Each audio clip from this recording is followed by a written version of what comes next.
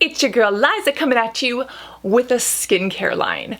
When I saw this video, I got so excited, started to watch it, found out that she was launching something, and decided that I wanted to react to it, share my first initial thoughts and impressions, and kind of some of my expectations so that we could look back at this in a couple of months and see if I'm right or wrong or, you know, somewhere in the middle. Like the sauce on a sandwich.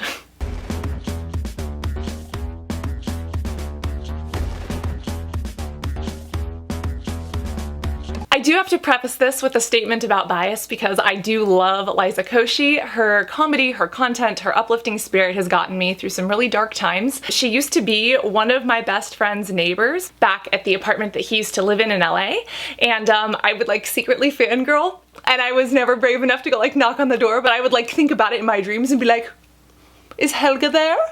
And Liza is actually one of the few reasons that my mom even has a regular phone instead of a flip phone. My mom is in no way an early adapter. She is a very late legger. And, you know, I showed my mom Liza's videos. She laughed at them so much that it was one of the driving forces that actually got her to switch. So, yeah. Let's take a look at what this line is supposed to entail and some of my personal opinions and thoughts around it. What's poppin'? This party and my skin. I pulled a Dave Chappelle a couple years ago and just burst. And now I'm coming back.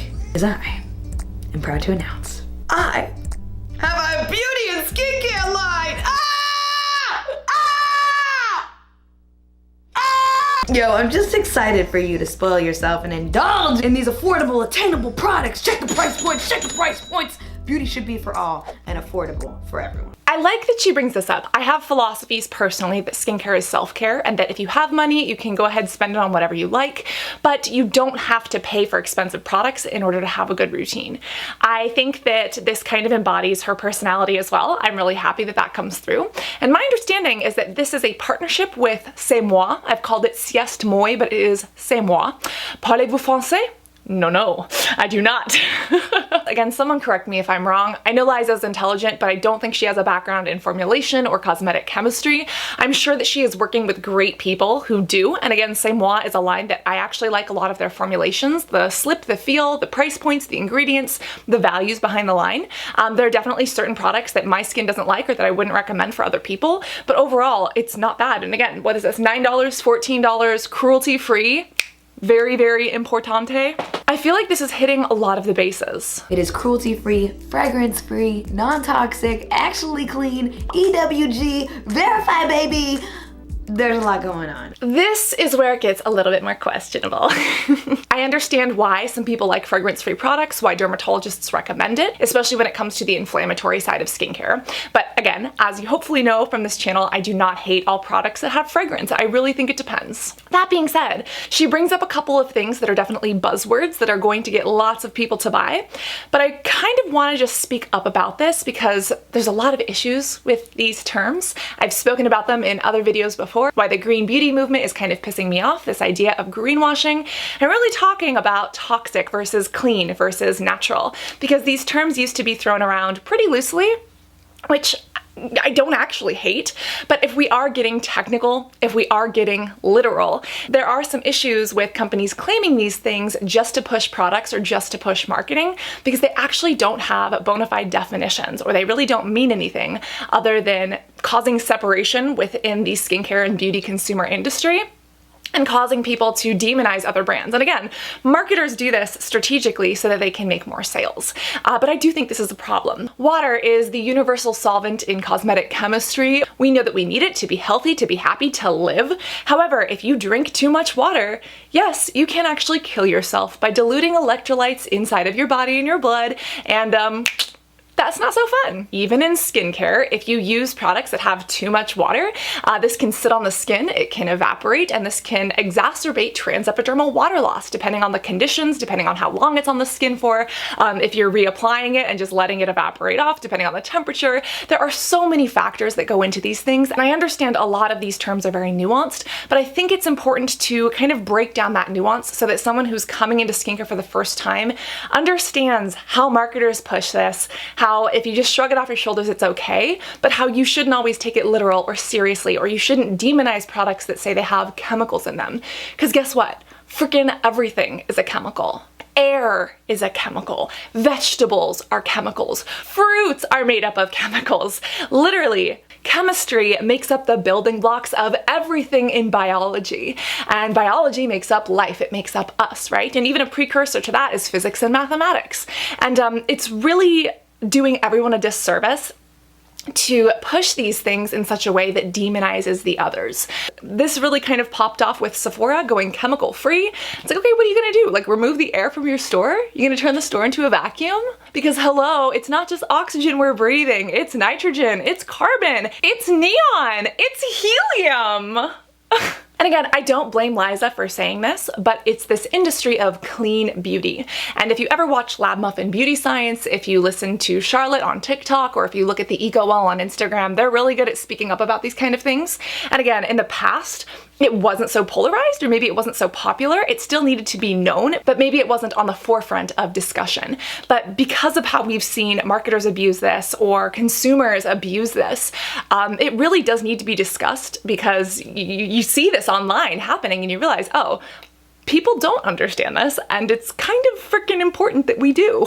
The idea of clean beauty naturally implies that other things are toxic or dirty or unhealthy. And that's very, very damaging, especially because there is years of research, there are studies, there is data proving that ingredients, when at certain amounts, are completely safe, if not extraordinarily beneficial and helpful for the skin. And yes, at certain doses or at certain amounts, they can become unhealthy or dangerous or toxic or poisonous. However, these natural or clean ingredients that are labeled as clean can do the exact same thing at those high amounts. The example that I've used for years now are things like lead, arsenic, poison ivy. These things are completely natural, but as you can see, they are very, very dangerous, even in small amounts. And again, things in large amounts, take water, take calcium, take potassium, these can be deadly, especially if they are used or consumed improperly. The other thing that Liza brings up here is the EWG. EWG. Ooh, the EWG. This is a video of its own, but they have a lot of financial bias. They are guilty of cherry picking, and anyone who has looked into them has realized that they really are not a credible source of information. They do have a financial bias and a motive, and they do use that to push products that are certified by them, because again, they're getting money to certify this, and they are unfortunately demonizing things that have years of medical research, data, and backed studies proving them to be safe, efficacious, and helpful for people. Again, I think it is good to challenge certain things in science. That's how we grow. Throughout the scientific method, you hope that someone tests your hypothesis again. You hope that someone comes up with something that proves you wrong, because then it causes us to think deeper. It causes us to continue studying, to continue testing, to constantly improve. So we look for that, and I think those conversations are helpful. But for sides to just completely point fingers or refute things like vaccines or parabens that, although sound scary to many people who don't know better, have been proven time and time again to not only be safe and effective, but to be almost the safest things because so much controversy and studying has gone into them, it's just kind of ridiculous. And again, love Liza. This line from an ingredients, formulation, and branding perspective looks great and fun, but spreading this kind of narrative without talking about those nuances and breaking down this in a no nuance way, not doing that is a little bit destructive, or at the very least doing everyone who sees this a disservice. I love that she's launching both skincare and makeup. I feel like that's very on brand for her, and I feel like this entire beauty thing wasn't actually expected, but I don't think it came out of left field. And again, embracing this party of one, embracing self-love, it's something that I resonate with, but I also think that it's very true to her, personality. If you're wondering whether or not I'm going to try it, for all of the vegan products, yes, absolutely. Added to cart. I actually add them to a little shop tagger cart so I can see when they go on sale, and I'm kind of hoping that she's launching this before holiday because maybe she'll have a sale. That's what I'm crossing my fingers about and have my hopes up for. But I will be taking a look at the ingredients lists. I will be playing with these formulas. I will be digging into this line and even more about C'est Moi to find out more about them. And again, even if the products are good, even if they suck, that I'm going to speak about them honestly. I'm going to test them authentically, and that I'm going to share my personal experience with you. What do you think of this line? Are you as excited as I am? Do you think it's a total cash grab? What are your thoughts and preconceived notions on the clean beauty movement, on labeling things as natural versus chemical, etc.? And how do you feel about all this? Mainu changa lagda. But you already know that, so that's besides the point. What isn't besides the point is making sure that that like button is hit. It really helps out with the YouTube algorithm. And if that subscribe button and notification bell aren't hit, make sure that they are so that you don't miss it when I react to her other skincare routine, which yes, I have filmed, I just haven't had time to edit. Airplane. And my thoughts for when I actually get my hot on these products. Overall, remember to be beautiful both inside and out, question everything, stay curious, and I cannot wait to see you in this next video. Love you guys. Bye.